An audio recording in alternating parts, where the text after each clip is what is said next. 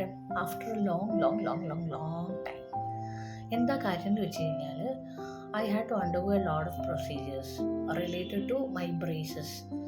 അപ്പോൾ വായിക്കകത്ത് ഈ ക്ലിപ്പുണ്ട്, മറ്റൊരു പാലറ്റൽ ക്രിബുണ്ട്. അതുകൊണ്ട് തന്നെ എൻ്റെ ഉച്ചാരണം എല്ലാ അക്ഷരങ്ങളുടെയും, പ്രത്യേകിച്ച് ഇപ്പം നമ്മൾ ചിത്ര എന്നൊക്കെ പറയുകയാണെങ്കിൽ ഇതിൽ തട്ടുന്ന കാരണം ഉച്ചാരണം അങ്ങനെ പ്രോപ്പർ ആവില്ല. അതുകൊണ്ടാണ് കുറേ നാൾ കഥകളൊന്നും ഇല്ലാണ്ടിരുന്നത്.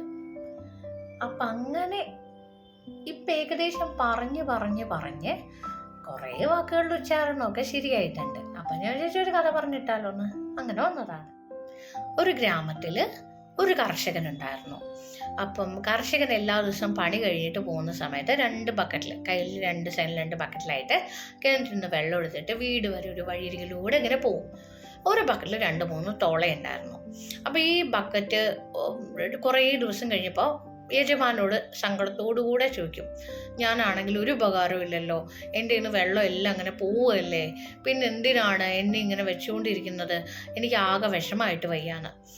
അപ്പോൾ അതിന് യജമാൻ മറുപടി കൊടുക്കും. ബക്കറ്റിനെ കൊണ്ട് വഴിയരികിൽ മുഴുവൻ കാണിച്ചിട്ട് പറയും, ഈ വളർന്നു നിൽക്കുന്ന പൂച്ചെടികൾക്കെല്ലാം വെള്ളം കൊടുക്കുന്നത് നീയാണ് എന്ന്.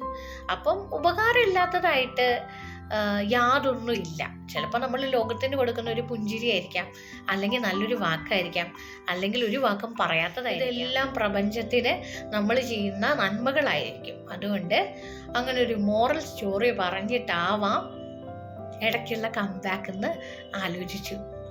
Bye bye.